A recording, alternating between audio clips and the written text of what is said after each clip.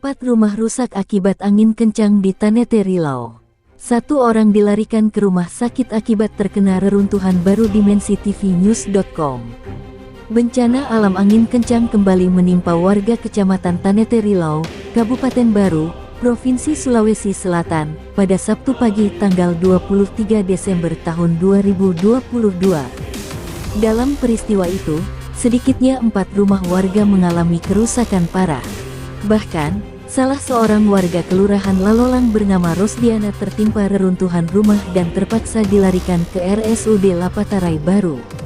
Camat Tanete Rilau Akmaludin, yang dikonfirmasi membenarkan bencana angin kencang yang menimpa warganya. Menurutnya, 4 korban tersebut tersebar di 2 desa dan 1 kelurahan. 4 warga kami menjadi korban angin kencang. Saat ini sudah dilakukan pendataan untuk penanganan lebih lanjut, kata Akmaludin. Berdasarkan data yang diperoleh, 4 rumah warga yang menjadi korban angin kencang di Kecamatan Tanete Rilau adalah: 1. Rumah Sakariah di Dusun Pancana, Desa Pancana, kejadian pada pukul 4.15 WITA.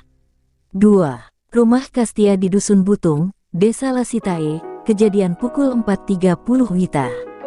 3. Rumah Hasnah di Dusun Cenrapol, Desa Pancana, kejadian pukul 6 WITA. 4. Rumah Rosdiana di lingkungan PKE, Kilo 1, Kelurahan Lalolang, kejadian pukul 6 WITA. Liputan, Syahrudin Cokas, Kepala Biro Baru, mengabarkan untuk Dimensi TV News.com. Inspirasi membangun daerah.